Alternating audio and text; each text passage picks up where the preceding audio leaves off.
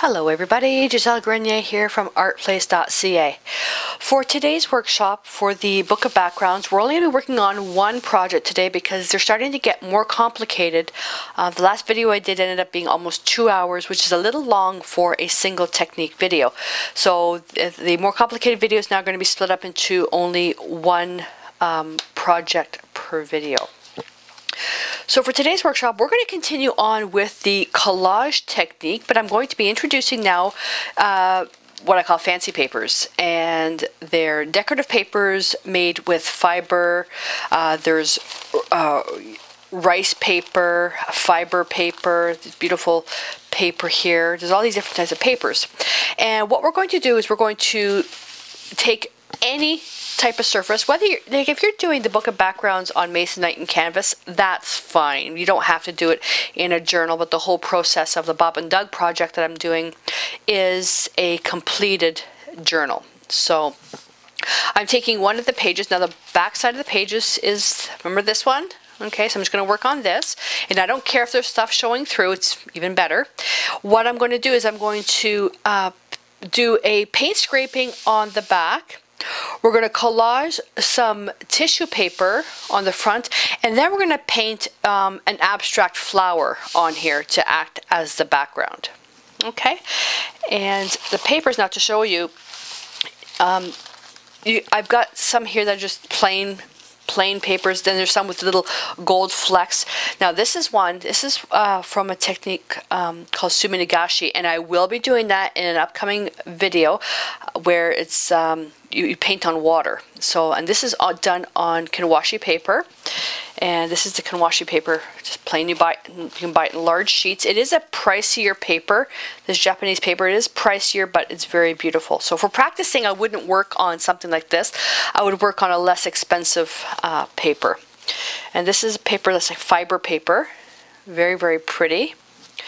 There's another sheet of paper. This is beautiful. This is nice for doing book covers and stuff like that. Very transparent. Then you can get the same papers with larger fibers in different colors. And here's another one that's more green. I think this one's called banana paper.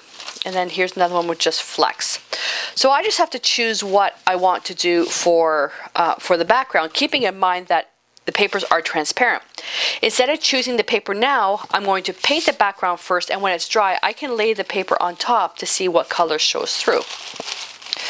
And papers like this, you can get, I don't think Michaels sells them, but I know like places like Curry's, the Japanese paper store in Toronto. But you just have to look up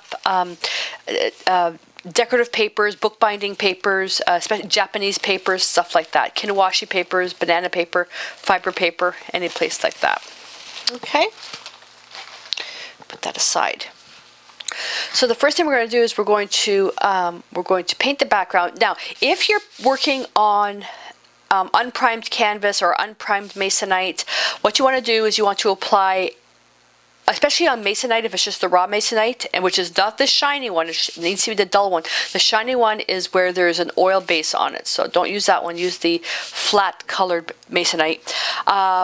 2 to 3 coats of gesso, thin, even layers. It doesn't have to be opaque, you just need to make sure you have a full, even coating on it. Because acrylic already is what I call self-sealing, okay, it'll be okay on Masonite and canvas, but if you were to paint oils on top of that, you need to make sure you have a solid coat of gesso. The other thing you can do is if you can put something like a multi-surface sealer down on whatever it is that you're painting, just to give it that extra protection. If you're working on a journal page and you're not working on the stuff that I've been recommending or showing you in the introduction video, if your paper's flimsy, a couple of coats of the gesso will help stiffen it up. But in the previous video, I also showed you how collaging will build up the strength of your page. All right, so this one here is relatively flat. The other, yesterday's project, it was with the texture crackle, it was quite thick. So I'll be able to go straight into painting with this one. So the colors I laid out on my palette. I've got my decoupage already here with a little bit of water just to help it stay open while I'm working. And what I have, let's grab a brush so I can And these are the Deco Art Traditions. This is the Artist Quality paint. You can use whatever colors you want, but I use the Traditions because it's artist quality and it has a consistent flow in it. Titanium white, Hansa yellow light, vermilion, naphthol red light, permanent alizarin crimson, yellow oxide, and phthalo green. So what we have here is we have a yellow that's slightly on the green side, a standard orange, red that leans towards orange, a red that leans towards blue, a green that leans towards blue, and a earth tone color, which is the yellow oxide. And I'll put this, I'll see if I can have this so it's in camera view. I didn't think of that when I was laying out my palette. I should have laid it out this way. There we are. How's that? Brushes, I don't care what brushes you use. Look at this, okay, and use the biggest brush possible so that you can work comfortably. You want to be painting something this big with a brush this small. It'll take you forever. Okay, now I'm going to find a pencil, and all I'm going to do is I'm going to do a rough sketch first of what my general layout is going to be. So if I'm thinking that my page, like if you're working on canvas or Masonite, you can choose the, don't tell me I just got paint in that. See, if I put out phthalo green, guaranteed I'm going to get it on something. You can work this way or this way. If you're working in a journal, you can do the same thing too, but I kind of like it where the journal it's the same is portrait because you can do it like that. So that's what I'm going to do. So thinking it's going to be in the background, I'm going to lean you could lean the flower this way or you could lean the flower this way. And I'm thinking I'm going to lean the flower something like this. And I'm just going to do basically like a triangle shape. Something like that. Okay, then there's going to be like the little bottom, there's been another little petal here to cover that, and you can think of doing just, you can even freehand this. You don't have to do this, and basically you're working towards this center here, and as we start working this, you'll start seeing it come into play. So just like a triangle, okay, a rounded triangle, we've got a center. And we've just got lines where we're thinking we're going to put our petals. Okay, so let's just leave it like that. Remember, it's a background, it's secondary. Unless this is going to be your focus, which then it's not really part of the background. So with that set there, I want to paint the background first. And we're going to do something called paint scraping. Now, there's a bunch of different things you can use for paint scraping. You can... Might as well just get everything out to show you.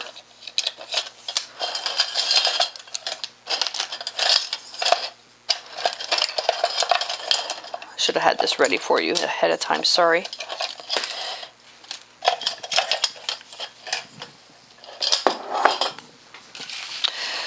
You can use old credit cards. This is, I have my expired driver's license and health card. You can use that to scrape.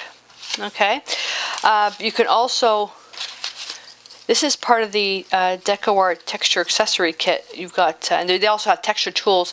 You got pieces like this. These are really cool because they're already cut out. I tried doing this on an expired credit card, and this I can't get it this nice. I even tried with my decorative scissors. I couldn't. So this is a lot easier and it's nice and round. You can use it with the texture tools. You can use this for paint scraping as well.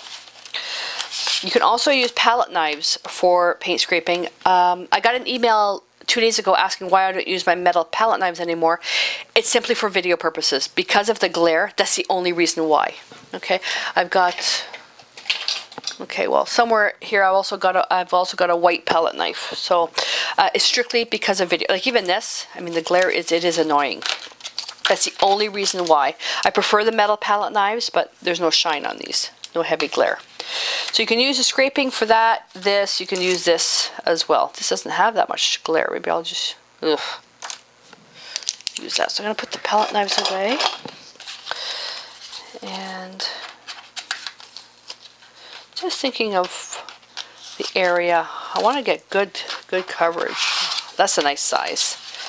I like that size. Okay. And with the paints laid out here, oh, I do need my palette knife. I'm going to roughly scrape the paint everywhere. Now, if you don't want to damage this, what you need to do is you can put a piece of wax paper and then you can tape the edges here, and you can use like the green tape or even frog tape if you don't want anything to seep underneath. I've already sealed this, so I'll be able to wipe it off fairly quickly, but for me, backgrounds, I don't care if I get stuff on the opposite side. So I'm going to start working this way. Oh, I'll start in with, I'll just put some red, and what we're doing is just scraping. Okay, we're just scraping, and we're getting a very rough look to it. And only on the edges am I using my palette knife. Then for everything else, I'll use the plastic tool. So all I'm going to do is I'm just going to now put some colors, and the colors are next to each other on the color wheel. And I did that so I wouldn't get mud. And don't forget that these colors, they're going to be covered up with,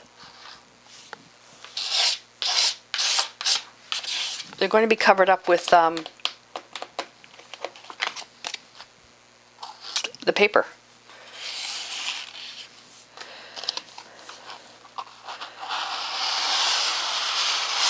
And as you scrape, you're going to be pulling more off, so you just move to a different side, scrape, scrape, scrape, scrape.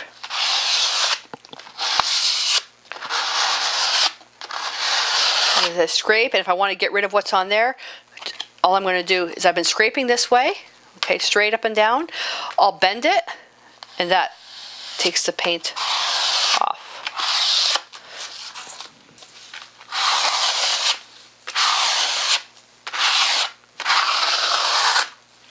And as you do this, you're pushing the paint into the paper so hard, it dries almost immediately.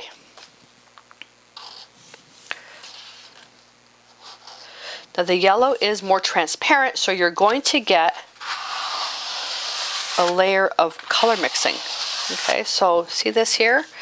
When you put that on top, oh, I like that, it turns orange. This is the color mixing I've been talking about in reference to my color theory videos, is that you can mix yellow and red on the palette to get a dull orange, but you can also layer transparent colors, and then you'll have visual color mixing. Really, oh, I like that. I like that. Okay, that's good. I'm just going to get a little bit of dark here.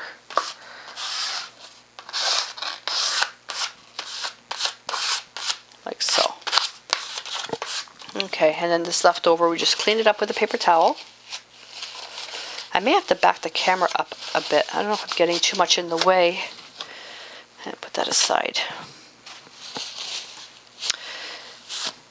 And this dries almost instantly, but there's a little bit, so I'm just going to take my heat gun and just going to quickly dry it. It doesn't take much at all. Now this is a little bit more difficult if you're working on a paper that's very textured, the scraping. It's a little bit more difficult because you're going over bumps. So this is why a nice flat sheet helps. Now, did we get anything on the back? Oh, just a little bit. Just a little bit. Let's see how easy that is to clean up. Baby wipe, and it just wipes up.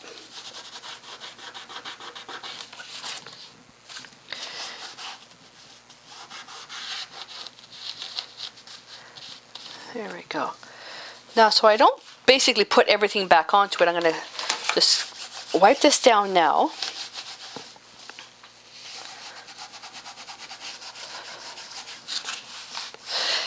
And now remember what I just showed you about I was wiping down the back side of the the journal page, and everything came off fairly easily. When it comes to gluing, like when you glue or collage stuff on there, what I'm going to do is I'm going to end up, when it comes to that time in the Doug segment of the series, is I'll be putting some sealer down to create some tooth. And I'm just going to take a paper towel now. I'm just going to wipe off just some excess just so I can get collaging right away. The collaging is going to take the longest time to dry. And I'm going to move this out of the way. Now the collaging on this one is mega easy because we don't need to let's go get this, tear. So all you're going to do is just lay a page down and see what is nice. I don't like that. That's too opaque. I don't like that. That's too opaque. Keep in mind too, when the paper gets wet, it becomes more transparent. I'm liking that. But I'm also going to tear the edges too. I'm liking that. I'll put that over there. I'm really, really liking this. I'm really, really, really liking that. So I'm going to hold that aside.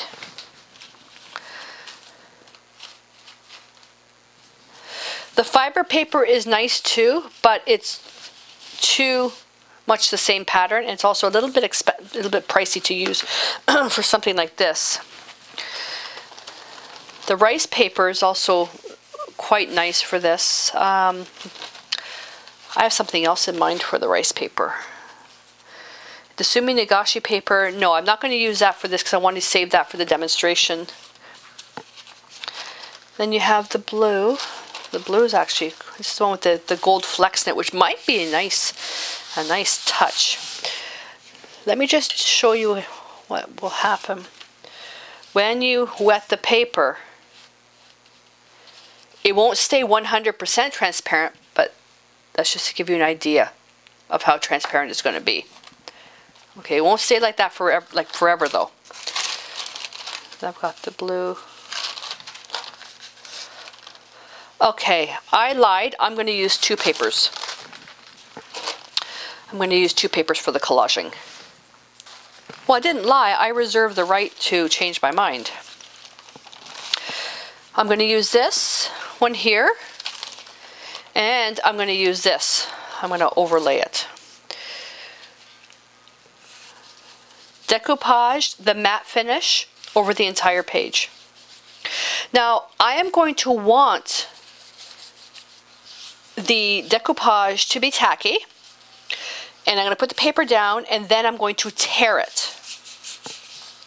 Now the decoupage will dry transparent, so you don't have to worry about clouding or anything like that. I'm putting a good amount on because I want to make sure that there's good contact, because the paper is textured and I want it to go right through the paper. But you don't have to make it so soupy. So as soon as I feel it getting tacky, I'm going to put the paper on. Wrinkles are fine. Just going to go now with some water in my dirty brush. And this is just going to help the contact right away. I'm going to go to the very edge. And then I'm just going to start pulling. Just some edges here, just to tear it.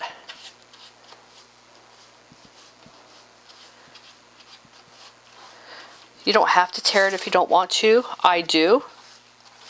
Now, tearing it when it's dry is much more difficult because you've got the fibers. See, it starts to tear in the wrong places. Okay? I prefer to tear it when it's wet.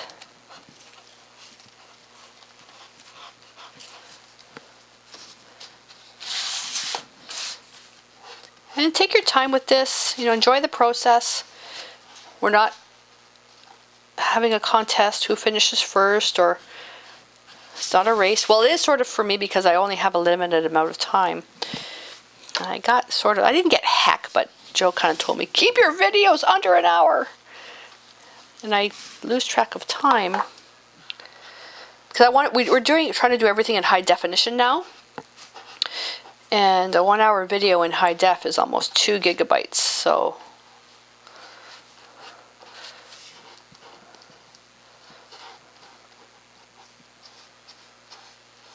I remember when I started doing my videos in the very beginning, I was just happy I could do videos in just standard definition.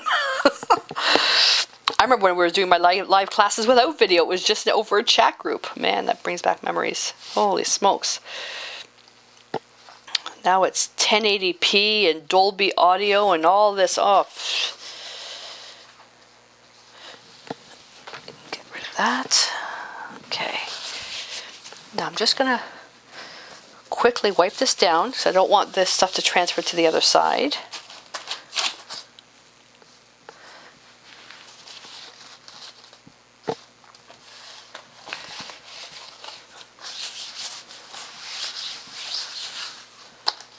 Okay. Now I'm going to take that same brush and I'm going to go into the watered down decoupage. Now I'm just going to go over top of this and I'm just going to seal it. So my intention was only to use 1 sheet of paper, but I changed my mind. And you know what? And changing your mind shows that you're letting your inner self and your page is telling you what to do. I call it my inner spirit and energy. And I'm just pulling the pages out like this so the papers flare out. And if you don't have full sheets, you can collage just with, you know, torn sheets like I showed in the previous video. And if you, I don't like that hard edge there. And if you don't have anything, you can still collage with maybe some newspaper that's more transparent on a certain area, or gift wrap, the gift wrap tissue. In a video coming up, I will be showing you how to make your own printed tissue for collage, which is really, really pretty. Now I'm going to go like this. Yeah. I'm going to have to wipe my hands right away because the decoupage gets really... Yesterday it's like I had a second skin on my hands. I do have rubber gloves, like rubber disposable gloves for when I do this. I just don't like wearing them. And I'm just going to decoupage this to the very edge. And I can choose to tear it or cut it. And I believe I'm just going to actually cut it along the edge.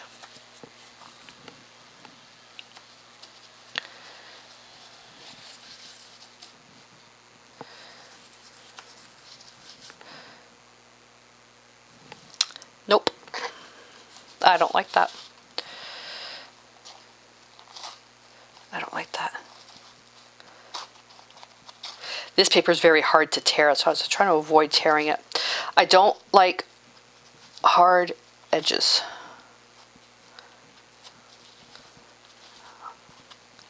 The side of the paper I don't care about. I like stuff to look torn. You don't have to do it this way. You can leave it with a hard, like a hard edge. I mean, it's like this. You can leave that if you want. I don't. But it's what you're doing is your page. You do it any way you want.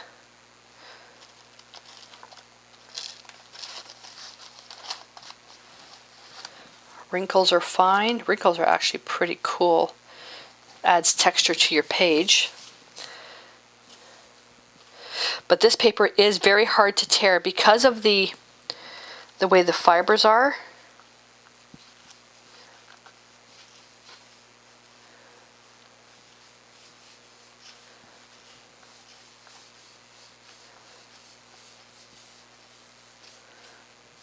There we go. These little bits too, you can keep them for something else. You don't have to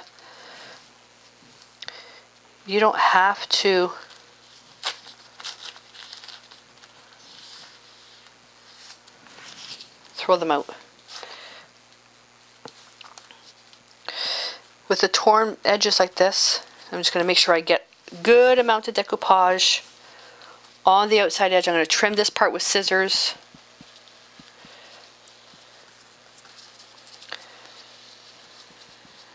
There we go. That brush and water. I'm just going to put this aside for a sec. And I'm just going to wipe this down. So that's now going to take, that will probably take a good 15 minutes to dry. You want it dry to touch. You don't have to let the entire page dry, and you also don't have to work on it wet.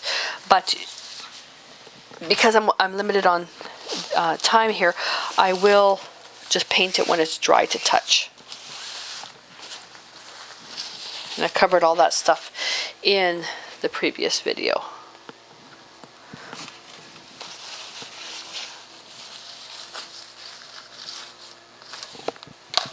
There we go.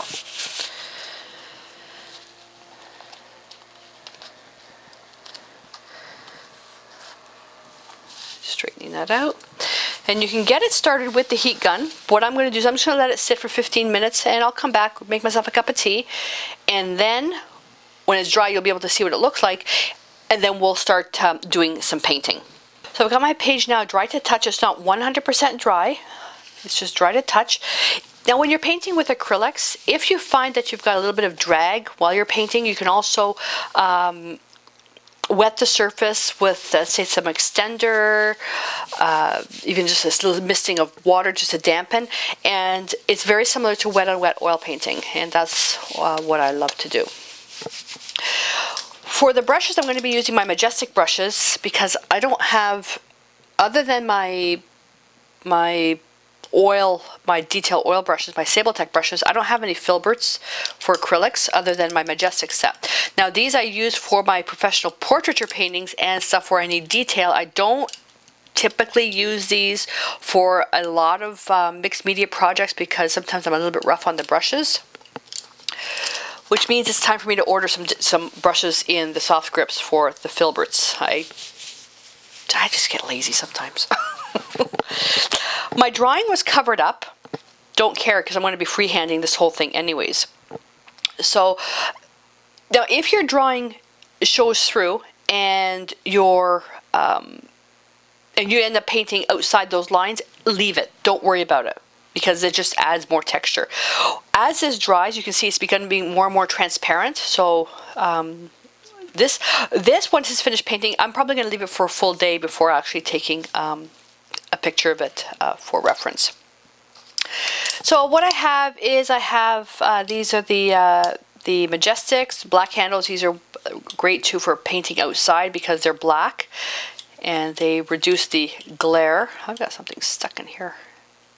So I've got two filberts. I've got a 3/4 and what is this? A number 12. I've got a 3/4 inch short. This looks like a bright. Some people call them bright shaders.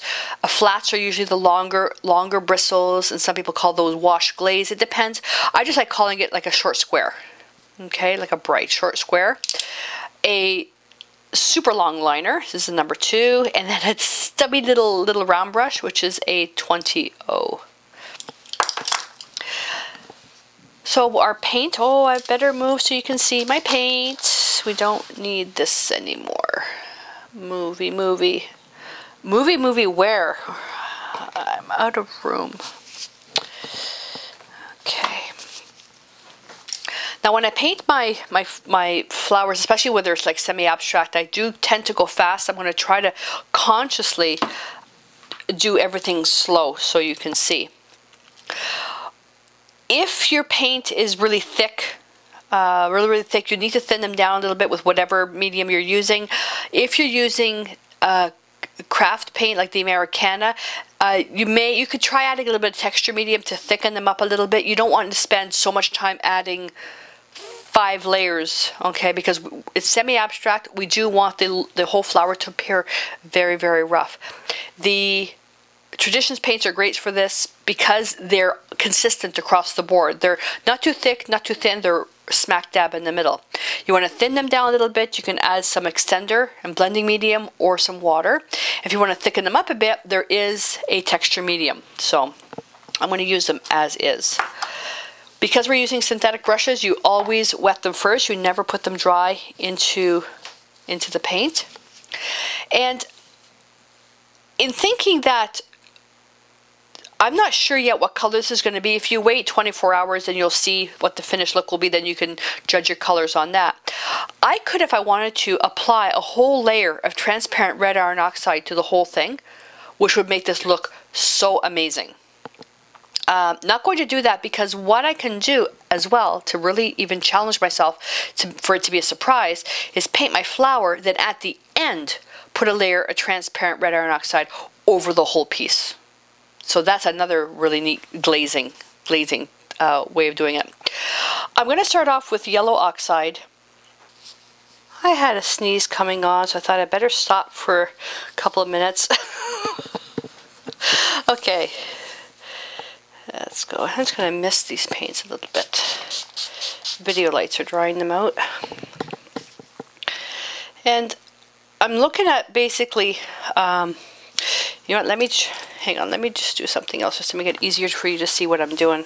I'm going to take some phthalo green with a good chunk of yellow oxide. That'll make a nice olive green. Now, I want to make that a little bit darker. I don't need to necessarily add black. Green and red are opposite in the color wheel. I already know that alizarin crimson permanent makes a very, very dark color. It's really, really powerful. Obviously too dark for this now. Need to add a bit more phthalo green, a bit more yellow oxide. There we go. And where's all those little cardstocks? Let me just show you. If I really thin this out, oh, there is a nice color on that. Just going to brighten that up a bit, add a little bit of Hansa yellow to that. There we go. Just wanted to make that a little bit more intense. See?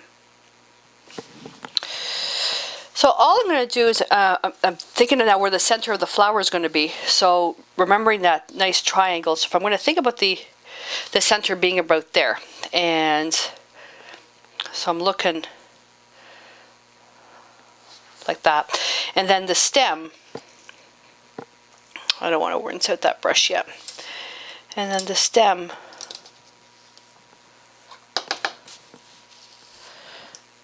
I'm going to use a brush with a good chisel edge will come in handy. So if I think of the stem straight up, and you just come in like that. Now a stem usually gets thick at the bottom and tapers off, so if you press, let's see if I can do this way. If you press a little bit like this, make it nice and thick, press, press, press, press, press, lift up a little bit, little bit, little bit, little bit, little bit. Okay. Yeah, I don't like those paint ridges. There we go. Okay. If you want a stem that's got little jags, like for extra little buds, just when you do that, just kind of go shake, lift up, push down, shake. What you're doing with your brush is you're doing this. Okay, and you end up getting little bits and bobs there.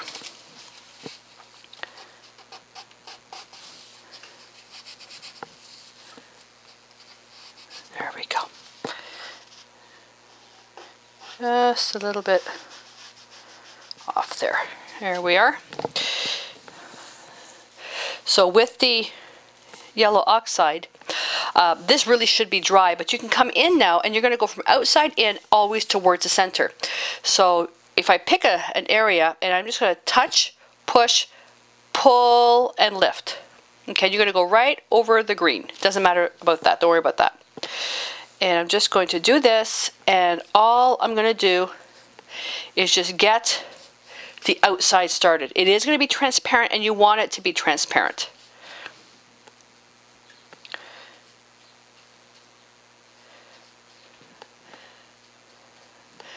And we want to get a petal here. I can pick up a little bit of green and want to get a petal here. Just basically what I'm doing is I'm basing the flower. And let's get a little something happening here. Okay, nice and thick. That's good. I'm going to put that brush aside. And the Majestic brushes are very, very soft, so you can get some nice blending. I want to dry this now, because that's my base. If you're doing it wet on wet, that's a different story. That's a lot more difficult if you've never done it before, because you end up muddying your colors. But I want to dry this now. Not worried about this, it's this here I want to dry. The other way I like doing is with a fan brush, and I just fan it out.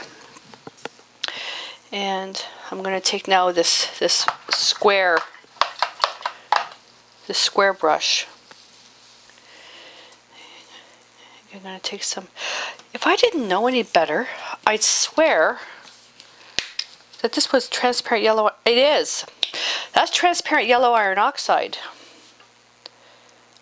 I didn't get yellow oxide. So I'm just going to now go back, and you don't need to go right to the very edge. Touch, push, lift, touch, push, lift. Okay? Touch, push, lift, touch, push, lift. Always towards the center. Let that nice breakup take place. And here I can start a little bit lower. Touch, push, lift. Right towards the center. Touch, push, lift, touch, push, lift. Touch, push, lift, touch, push, lift. And now I can make a nice petal going up this way.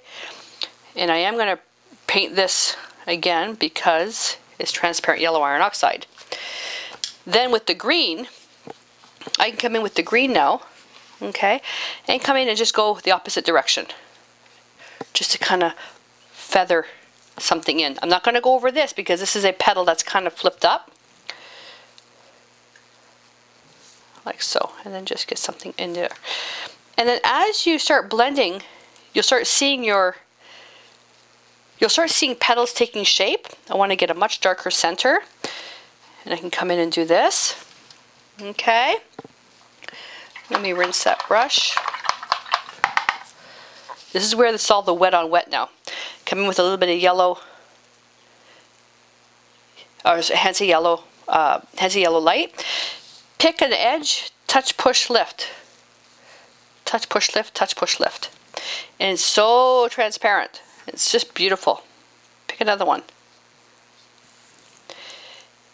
And as you're coming down, you're slightly going over the green, and you end up picking up the green and coming back into here.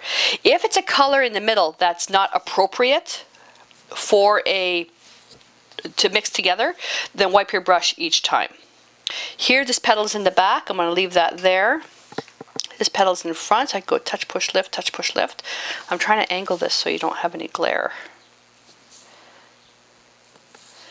And this is in the back. Touch, push, lift.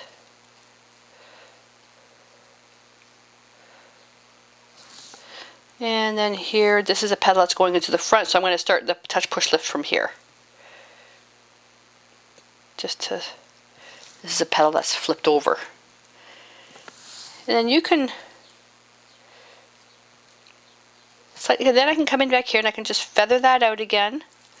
Okay. Take the brush, same brush, and now just work in the direction of certain petals. Pull those petals out. Pull the color out. Here I can do this.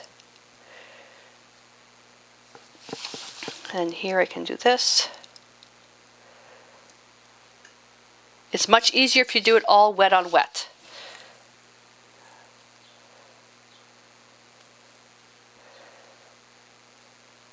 Okay, we can get a little bit in here. Oh, this needs a little bit more. And as the paint starts to dry out, come back in with a bit more darker color. And then you can feather that out a little bit more. We're going to be putting little dots in here, so don't worry too much about, you know, getting this to look really, really pretty. Okay, you can even do it like that. Okay, see how you can, how free you can be with this? You really want to make this green. Feather that out like this. Then come back in with your other brush and you can go in the exact opposite direction. Okay, just remember it's a background. I'm going to rinse that brush. And I'm just going to take this one here. Let me rinse this one too. When it comes to highlighting, we can take a little bit of white. You can take a little bit of yellow and a tiny bit of orange. Look for sunshine. I want to make that a little bit more opaque. And you can come in just picking areas on the flower. And just dry it, like it's a dry brush, right over that. You don't need to cover the entire petal. I definitely want something here. Like so. Okay. When that's dry, come in with the Hansa yellow and go back over it again. And what's happening is the white base that you put underneath it, it allows the glazing of the yellow to be a lot more intense. If you were to put the Hansa yellow light just over the yellow oxide, it's going to be less vibrant. And the good thing about this now is that if you want to add glazing medium on top of this, you could build up the layers of the flower. Just going to change the shape of this one a little bit.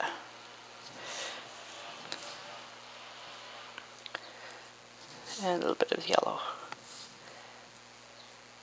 There we go. And you always come in with the green, and you can get rid of your brush of all that white though. And you can just make a smush in the middle. Remember, it's a background. Keep it abstract looking. And then the yellow. The glaze. There we go. And I'm going to take a little bit of red in with that green to make it almost black. And I'm just going to just like this. Okay, just something like that. And this is really, really cool. I was so pleased when I learned how to do this when I was taking my fine art lesson from the Alexander School of Art. Take a mop brush, I'm using a really tiny one, and just tickle the paint, and what it does is just softens it right into the background.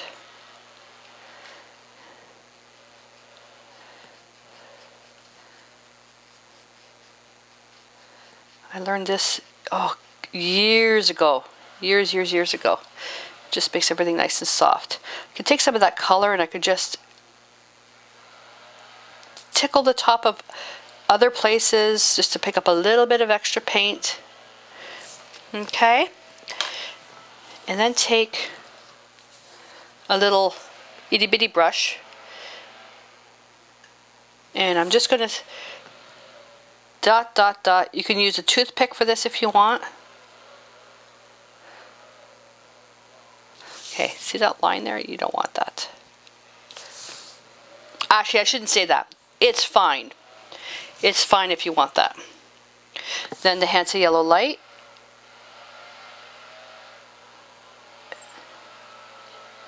If you have a foliage brush, you can also just pounce the middle. Okay, and then what you can do, if you want, water right into the yellow. And then depending on where you've got your, where you have your, like your light source coming in, and you can just draw a line, simulating a highlight, like so. You could also do the opposite. The water is needed for the fluidity. You can also do the opposite for a shadow. And I'm going to do mine just in broken lines. Just broken lines.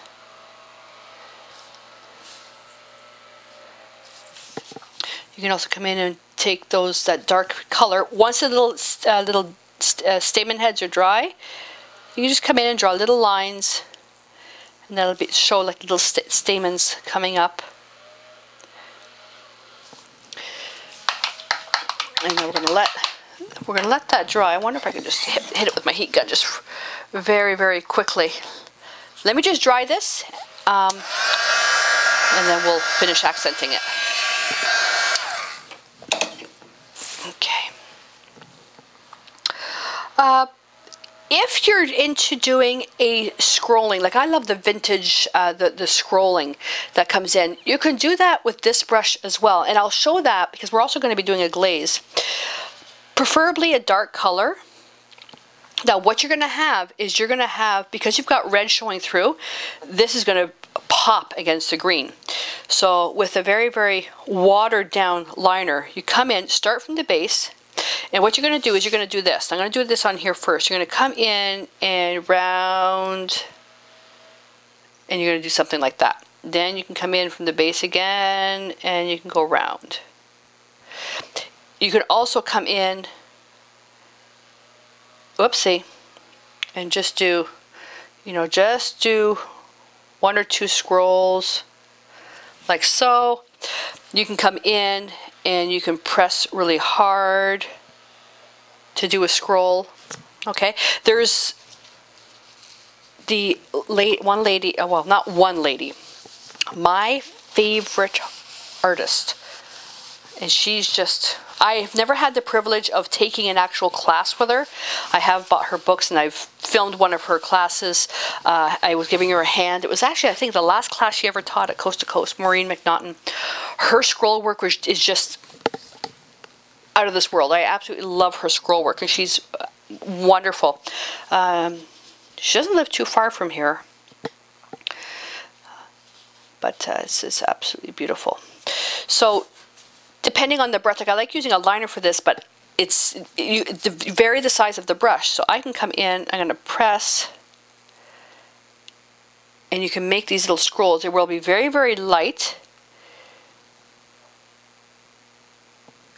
Okay, see that? That's totally up to you. You don't have to do this. I can just come in, I can just do a little one here. And because we work always in odds, never leave 4, come in and you do 5.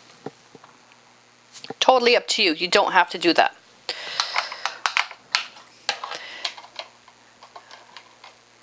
Get another brush here. Oh, I'm on my last piece of paper towel. The other thing you can do is you can still brighten this up just a little bit more. And I can hit that with a little bit more Hansa yellow. Let's take a little bit of yellow oxide in that. I want to make it a little bit more opaque. That first layer with the transparent, I knew something was wrong. And I can come in and just hit it with just a little bit more. And when you do your touch, push, lift, the lifting part, it actually fades off. And it makes it look like it fades into the background. You want to really glaze your piece very nicely. Every layer of paint, apply a layer of glazing medium, let it dry, then do another layer of color. Let that dry, another layer of this. You get a few layers of that, your flower will be so luminescent, it'll be out of this world.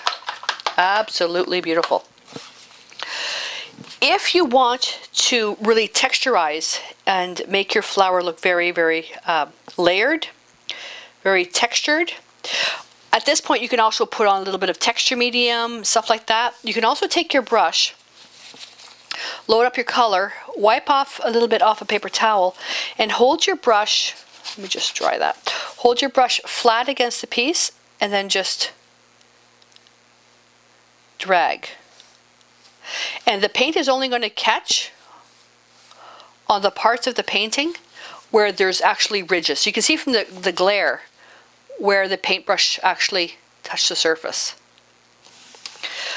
Let's see, what else can I tell you? You can add areas of complements with the colors. So if I take some yellow and some green and go right in the middle and do that as well. More for the petals in the background.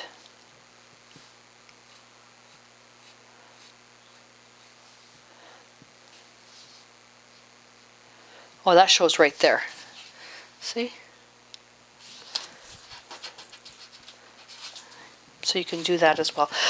So for background flowers, you don't want to go too wild and crazy over that because it is just a background, because more than likely you'll be journaling on top of that. If this is going to be your actual center, your center focus, it's going to be an important piece that you're going to be using for your painting, then just spend a little bit more time working on it.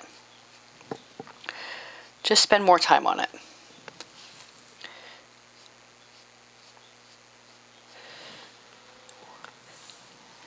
Just touch, push, lift, touch, push, lift, touch, push, lift.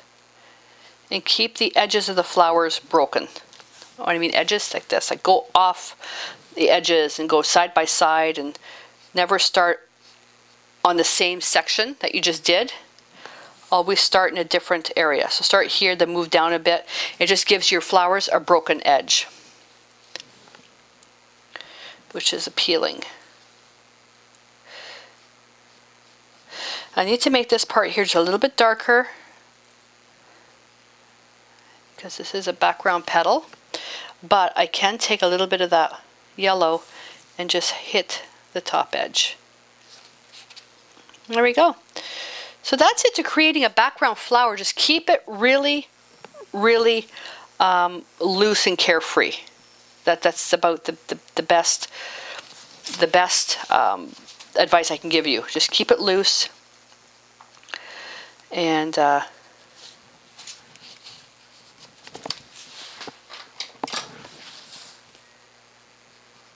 you can just keep and this here as a background, this is way more time than I would spend for a background flower. And why would you do a background flower? Well, let's say you didn't have papers that were decorative, and not everybody has access to that. I don't have access to a lot of that, you know, the fancy papers and supplies that people have. But I don't have a need for it because I can do everything that I want with what I have.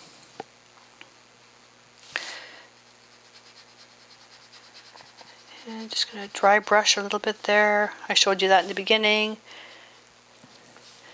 And I can pick an area,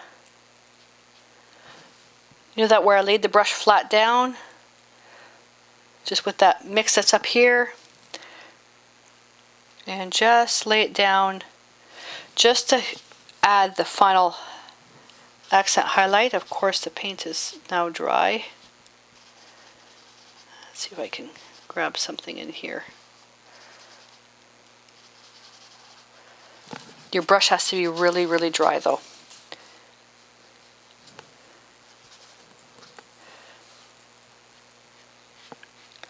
I love texturing. That's a bit much there. Let's see if I can. There we go. I love texturing flowers like this. There we go. Oh, whoa, whoa, whoa. That's beautiful. See? I'm just going to soften that a little bit, just so it doesn't look so perfect.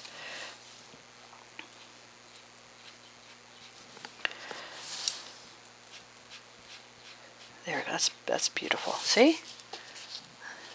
There we go. So the more texture, to me, the lovelier it looks. The stamens, again, if you can just keep adding, you know, whatever colors you want for that. If these are sparkly, you can add the glitter medium, or you just sparkle it. That would look really, really pretty.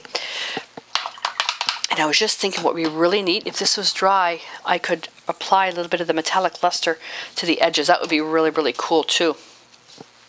But let me dry this just for a sec. Quick sec.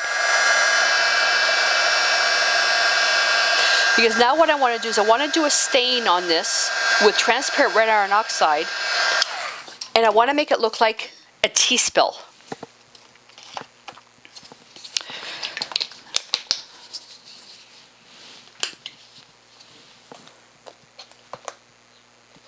You don't need a lot of that, and it's on the other side of the room. Okay, I'm not going to worry about it right now. It's on the other side of the room. You want a perfectly clean brush. Clean brush. So because I know I'm going to be doing like a really, really washy wash, I'm going to use my little Langnickel, I lied, my 2-inch Langnickel goat hair brush. You can use a mop brush like this too. And this is still a little bit damp underneath. It's a decoupage. You want this to be dry. Okay? You want the flower to be dry. You don't have to do this. So what I suggest is a watch first. Perfectly clean brush. Completely uncontaminated paint. Absolutely no white whatsoever. And we're going to build up. We're going to build up the layer to make it look like a tea stain. Right over the flower. I'm only going to do this part here.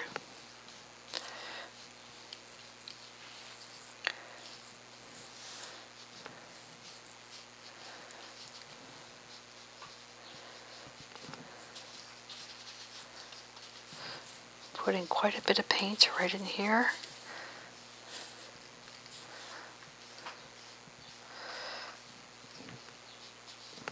And you can do this as many times as you want.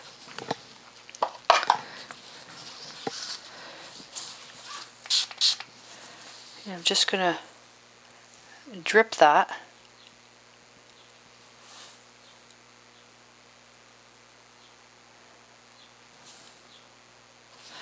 As long as you have something like that to make it look like you dribbled some paint, then you're okay.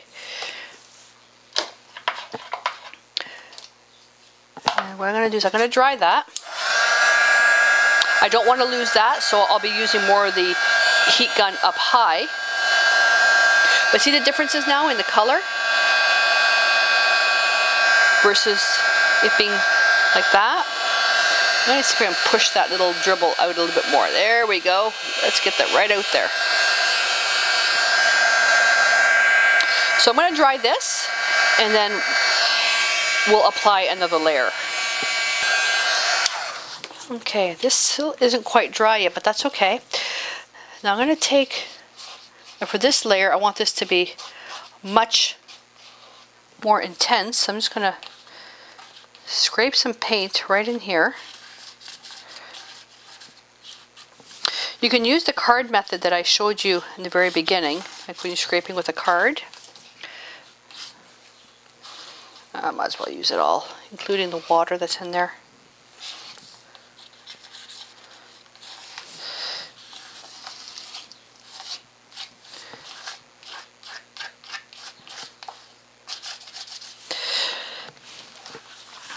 Turn this upside down. And just hit it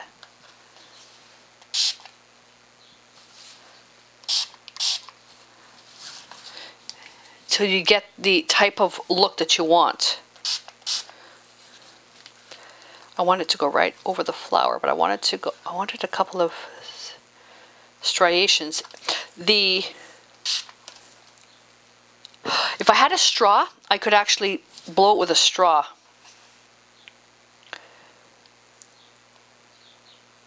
The paint sources out moisture.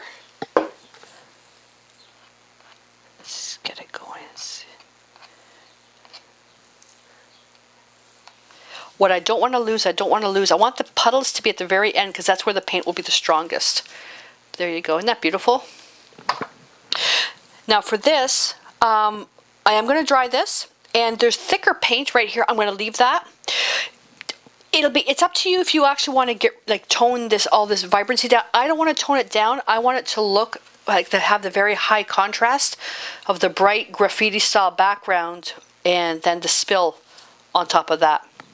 So I'm going to let this dry, and when we come back, we'll basically just take a look at it. We can seal it if we want, but other than that, the project is finished. It's all dry now. How beautiful is that? Hey, that looks beautiful. But look at all the nice texture and layers in there. Looks like a beautiful stain that's here. Beautiful. I was contemplating putting the metallic luster rub on this, but that's usually something you would do at the end of finishing your art piece as a final embellishment. So I'm not going to do that, but you could actually leave this as a standalone piece, and you could just decorate it any way you want. So I will leave you with this project, and it's ready to go. This didn't have a heck of a lot of paint transferred onto the back of it. One thing is, when you're keeping in mind, when you're using a heat gun on whatever side you're working on, keep in mind, I was using the heat gun here to move the stuff around. I actually melted this part here. See? It bubbled underneath. I'm not worried about this because it is a journal page. If you find that it starts to split, because it's sealed, so that'll stay the way it is. If you find that it splits, just either wipe away a little bit of what you have so it doesn't peel, or go in with the decoupage and just put a little bit underneath and go on top and just basically just reseal it down. But it is bumpy right here. And that's because I used the heat gun. So if I just keep pressing this out, I'm getting all the air out of it. Eventually it just flatten right back down again. Okay, now it's nice and flat. There we go.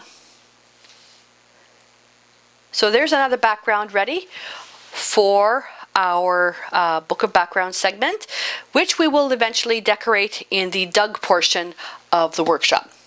So join me next time for our next collaging video, and then until then, stay inspired.